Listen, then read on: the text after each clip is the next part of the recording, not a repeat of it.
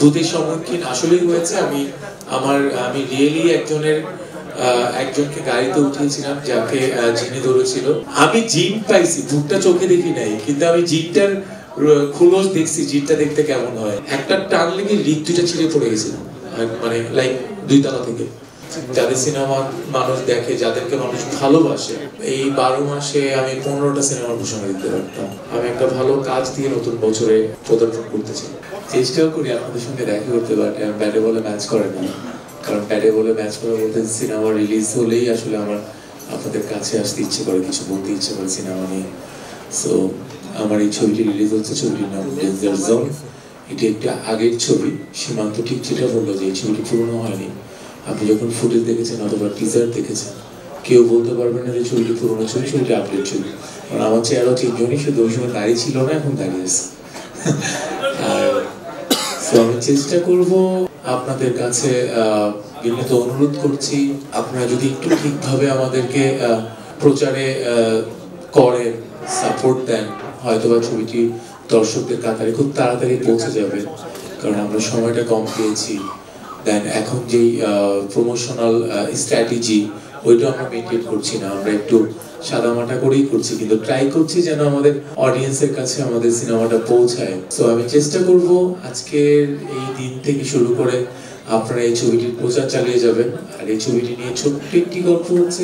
ছবিটি একটি thriller movie, horror thriller movie. So যখন এই ছবিটি তৈরি হয়েছিল, ওই সময় বাংলাদেশে কোনো হরর মুভির নাম নিশানাও ছিল না। এই ছবিটির শুটিং এর পর, টিজার দেখার পর বাংলাদেশে অনেকগুলো হরর মুভির শুটিং শুরু হয়েছে এবং রিলিজও হয়েছে। বাট আমি বিশ্বাস করি অনেক ছবি কমেডি হয়ে গেছে, বাট আমাদেরটা কোনো কমেডি হবে না, আমাদেরটা রিয়েলি একটি ভালো ছবি হবে এবং এটা দেখে মানুষ বের হওয়ার সময় ভালো কিছু বলেই বের হবে, মানে এটা আমার বিশ্বাস। সো আপনারাও নিরাশ হবেন না। আপনারা যারা আছেন, তারা যেদিন আমাদের ছবিটি রিলিজ হবে, প্লিজ আপনারা দেখে আমাদেরকে অপিনিয়ন দেবেন।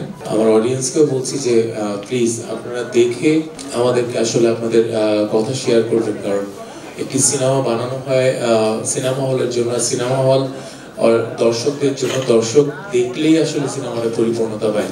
সবাই ভালো থাকবেন, ছবিটি নিয়ে আশাবাদী, ছবিটি ভালো যাবে।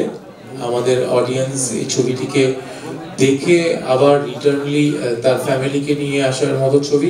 দুটির সম্মুখীন আসলেই হয়েছে। আমি রিয়েলি একজনকে গাড়িতে উঠিয়েছিলাম যাকে জিনে ধরেছিল, এবং তাকে আমাকে ফেস করতে হয়েছিল হোল নাইট।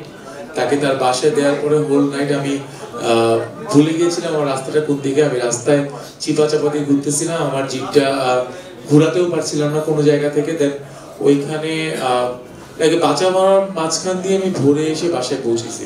আমি জিন পাইছি, ভূতটা চোখে দেখি নাই, কিন্তু আমি জিনটার খোলস দেখছি, জিনটা দেখতে কেমন হয়। বেশটা নরমাল ছিল, কিন্তু তার যখন আপনি জিন ধরার পর যে ফেসটা, সেটা একনর্মাল, লাইক ডেঞ্জার জোনের মতো। ওই সিনটা ছিল হচ্ছে আমাদের এন্ড ক্লাইম্যাক্সের। আমাদের এই সিনটা শুট করেছিলাম আমরা ন্যাশনাল পার্কের দিকে। সো ওই দিনটাতে আমাদের হিউজ অ্যারেঞ্জমেন্ট ছিল। লাইক একটা সিন করতে আমাদের 15 লাখ টাকার মতো শুধু অ্যারেঞ্জমেন্ট খরচ হয়েছিল, মানে যাওয়া আসা ছাড়া। আমি যখন আমাদের 4-5টা রিক ইউজ হয়েছিল। সো যখন ট্রেনে উঠিয়েছিল, যেহেতু হরর মুভি, সো আমাদেরকে অনেক টার্নওভার করতে হয়েছে অনেক জায়গাতে। ওই শটটা আসলে আমার ডিরেক্টর আমাকে দিতে নিষেধই করেছিল যে দরকার নাই, এই শটটা রিস্কি হয়ে যাবে। কিন্তু আমার কাছে মনে হচ্ছে ওই জায়গাটাতে আমি দাঁড়ালে যেটা মনে হবে, সেই ফিলটা আসলে ডামিতে সুন্দর লাগবে না। সো আমি যখন দেই, সুন্দর চলছিল, হঠাৎ করেই একটা টান লেগে লিক দুইটা ছিঁড়ে পড়ে গেছিল, মানে লাইক 2 তলা থেকে। সো পড়ে যখন পড়ি, আমার ব্যাকে অনেক বেশি পেইন হয় এবং আমি কাইন্ড অফ সেন্সলেস, আমি একদম নিস্তব্ধ হয়েছিলাম। সো আস্তে আস্তে অ্যাডজাস্ট হই, পরের দিন আবার সেম শটটাই দিতে যাই। কারণ সবাই বলেছিল হবে না, কিন্তু আমার কাছে মনে হচ্ছে তখন জিত চেপে উঠছিল, কারণ আমি একটু ডেসপারেট টাইপ। সো ওই শটটাই এত সুন্দর হয়েছে যে যখন অডিয়েন্স দেখবে, তখন তাদেরও মন ভরে যাবে যে বাংলাদেশে এরকম একটা শট হয়েছে। আর্টিস্ট সীমান্ত বললো যে আগের সিনেমা মনে হবে না, মনেই হবে যে এটা 24-25 সিনেমা। আগের সিনেমার যে আপডেট মডেলটা, যে 25-এ আমার ডিরেক্টর বানিয়ে ফেলেছেন, সো সেটা ফিল হবে। আর এই সময়টা আসলে অতটা ভালো না, এটা আমিও জানি। আমাদের পলিটিক্যাল প্রবলেম চলছে, আমাদের দেশে অনেক ধরনের প্রবলেম শেষ হলো, আবার শুরু হচ্ছে, আবার চলছে। সেই ক্ষেত্রে আমি আমার ডিরেক্টরকে, আমার প্রডিউসারকে বলেছিলাম, এটা অস্বীকার করবো না যে সময়টাকে আসলে যাচ্ছে কিনা প্রপার ওয়েতে। একটা কথা কি যে ডিরেক্টর 5 বছর ধরে সিনেমাটা নিয়ে লালন করছে, সে ঘরের মধ্যে নিয়ে বসে আছে। একটা ডিরেক্টর তখনই পূর্ণতা পায় যখন তার সিনেমাটা হলে আসে আর অডিয়েন্সের মাধ্যমে সিনেমাটা সফল হয়।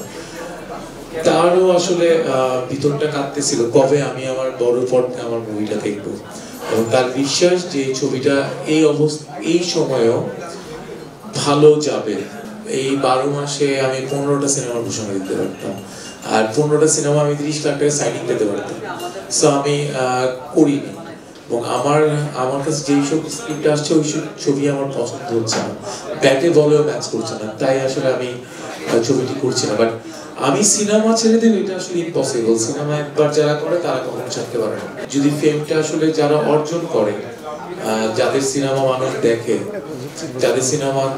দেখে, যাদেরকে মানুষ ভালোবাসে, তারা আসলে সিনেমা মানে ওই কাজটা ছাড়তে পারে না। সো আমিও ছাড়তে পারবো না।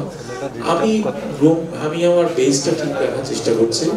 আমি একটা ভালো কাজ দিয়ে নতুন বছরে পদার্পণ করতে চাই।